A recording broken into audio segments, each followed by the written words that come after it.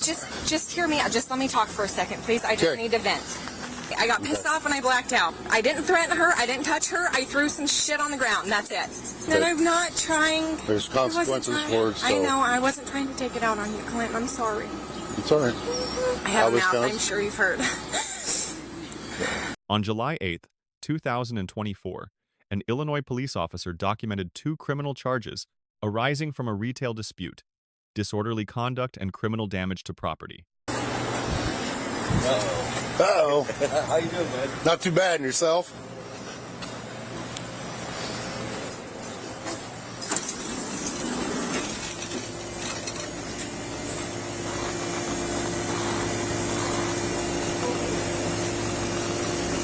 What happened?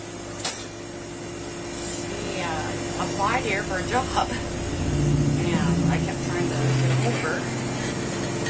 And today she finally texts back and says, I don't even get up till noon. And I said, unfortunately, I thought that you wanted a job. I said, I will have to hire someone else. So she texted me and said, well, I dodged a bullet, thank you. I said, okay. She came in here and she says,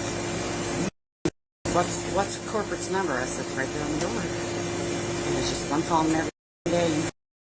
And I said, just calm down. And she says, who the you think you are? She started throwing me around, went out there and threw all that shit around. And she said, if I ever see you outside here, I'm going to kick your ass in the coffin.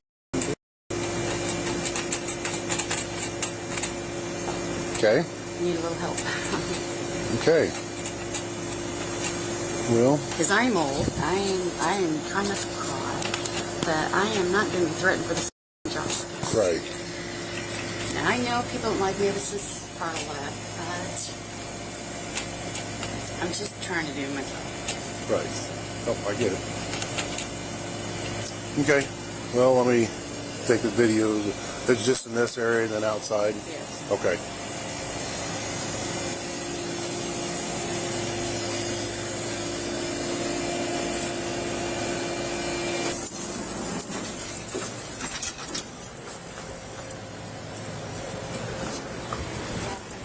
Okay.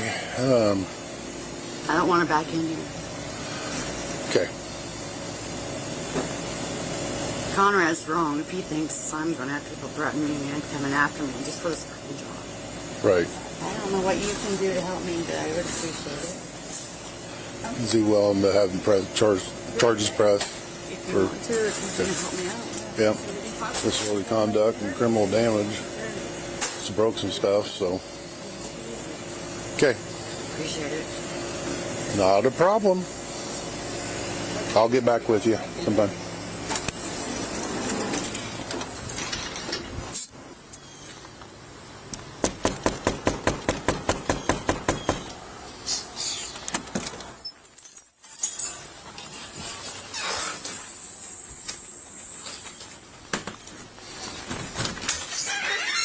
Oh. Hi. Hi. What's going on? Nothing. What happened to Dollar General? Not a whole lot. Not a whole lot? And she deserved to know it. Okay. And I went down and told her that. Okay. Did you throw some stuff around? Some clothes on the ground, yeah. Okay. Looked like a lot more than clothes. No, she can clean it up. She deserves it. Okay. Yeah. Okay. Well, you're going to be placed under arrest. Why? Disorderly conduct and criminal damage. No. Yeah. No. Yep. So, I didn't couldn't turn your hands around the back. I need to get... Devin? Nope. Don't. We're not playing this. We're not playing I this. was telling my husband. Okay. Get your hands off of me. No, that's not how it works. Get your...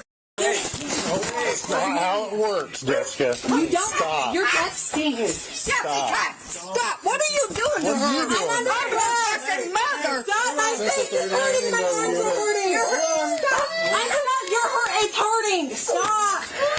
You're scaring my son. Well, you shouldn't have went your ass down there. Well, she shouldn't. I don't give a. You shouldn't have went down there to that.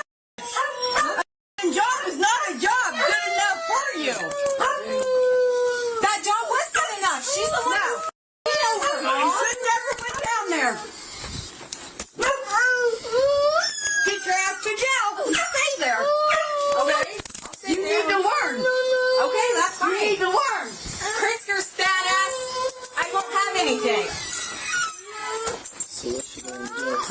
Disorderly conduct, Because the criminal coat down damage. there. Because I threw clothes on the floor. Nothing else, no threats, no nothing. And I hope to God she has something here up. Pardon me. Should be processed on disorderly conduct and criminal damage, then should be released. Give me a kiss. Yeah, because Pittsburgh passed it to where criminals can't be put in jail. Lucky for Illinois. Let's go. I'm ready. Central 39 and 295. When do I? Where do I?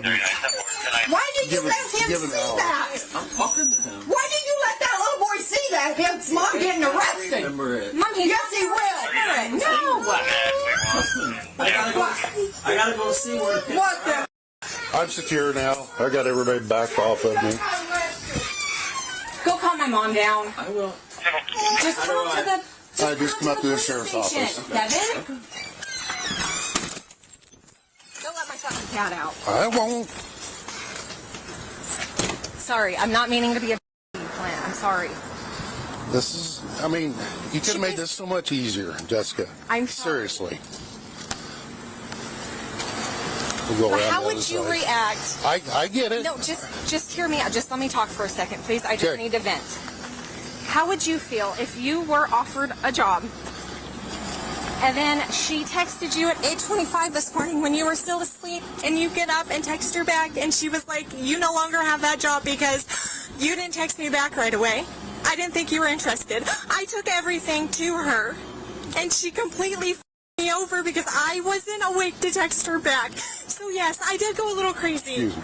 But that really pissed me off. I get it, but there was so many different ways this could have went and been handled. And I blacked out, okay? I got pissed off and I blacked out. I didn't threaten her. I didn't touch her. I threw some shit on the ground, and that's it. Because it felt really good to know that she is the only one there and she has to clean it up. Because how the fuck are you going to do that to somebody? You don't just hire somebody and then a day before they start, you're like, oh, I hired somebody else. You don't do that. Right? Right. Like, I know I could have handled it better, and I had a week lapse. But I blacked out. It just really upset me. Okay. Like, how are you going to do that? I get it. I do. And I'm not trying. There's I wasn't consequences trying- for it, so- I know. I wasn't trying to take it out on you, Clint. I'm sorry. It's all right. No, it's not. I mean, it's all part of the job. I I've mean- acted like that. I've never acted like that. Well, of course, I haven't dealt with you a lot, but obviously, but, you know, I have a was mouth. kind I'm sure you've heard. Okay. So, yep, just careful stepping in there and then get your seatbelt on you. Safety first.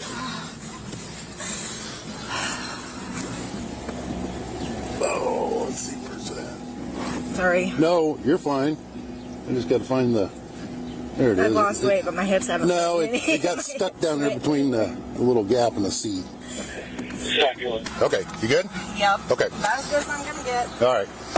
Let's examine the constitutional framework. The disorderly conduct charge is governed by 720 ILCS 526-1. The statute requires knowingly acting in such an unreasonable manner as to alarm or disturb another and to provoke a breach of the peace. Two pieces of conduct are legally relevant. The first is a verbal statement delivered in person to the store manager. If I ever see you outside, I'm going to kick your ass. Under the true threats doctrine established in Virginia versus Black in 2003, a statement is criminal only when the speaker means to communicate a serious intent to commit unlawful violence. The in-person delivery and the conditional structure "if I ever see you" strengthen the prosecution's argument that this was a directed threat, not idle venting. Defense counsel would characterize this as an emotional outburst, with no genuine intent to act, a viable First Amendment position, but not a guaranteed one given the specific language used.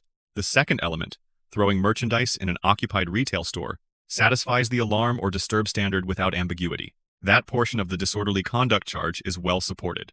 The criminal damage charge under 720 ILCS 521-1 is the legally stronger count. The statute requires only that a person knowingly damaged property belonging to another, the subject admitted on camera to intentionally throwing merchandise, directly satisfying the knowledge element without any inference required. Damage classification determines the charge's severity under Illinois law. Below $500 is a Class B misdemeanor. Between $500 and $10,000 is a Class 3 felony, the difference between a fine and a potential state prison sentence. No dollar figure was established in the available footage. That question will be resolved at the charging stage.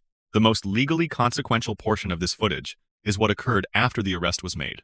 The subject made extensive self-incriminating statements from the patrol vehicle, voluntarily, unprompted, and in significant detail. Under Miranda versus Arizona in 1966, once a suspect is in custody and subject to interrogation, law enforcement must advise them of their Fifth Amendment right against self-incrimination prior to questioning. No Miranda warning is visible on camera before the subject's extended statements began.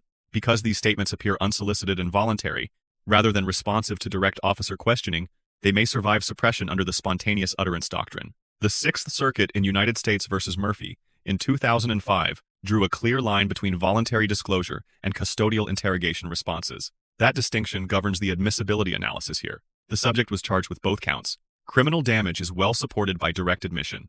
Disorderly conduct faces greater First Amendment scrutiny. Case resolution is unknown at the time of this analysis. Officer Clint receives a B+. His pre-arrest investigation established probable cause methodically.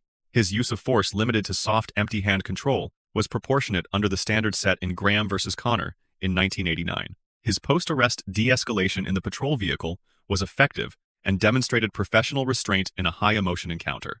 The limiting factor is the absence of a visible Miranda advisement before the subject's extended in-vehicle statements. That procedural gap creates real suppression exposure, and it is the primary reason the grade is not higher. The subject receives a C. Provocation is not a legal defense to criminal damage or disorderly conduct under Illinois law. Her voluntary statements provided the prosecution with more direct evidence than the officer could have gathered independently. The store manager receives an A- for providing an accurate, organized account through proper legal channels. The abrupt manner of the hiring communication contributed to the escalation, but carries no legal fault. The primary legal lesson is the cost of speaking without counsel. The subject faced a manageable misdemeanor. Her voluntary post-arrest statements made without Miranda advisement and without an attorney present converted that position into a well-documented prosecution with direct evidentiary support. The Fifth Amendment protects the right to remain silent. Silence is not guilt. It is the exercise of a constitutional right. Let us know if there is an interaction or legal topic that you would like us to discuss in the comments below. Thank you for watching. And don't forget to check out our second channel, Audit the Court, for more police interaction and courtroom content.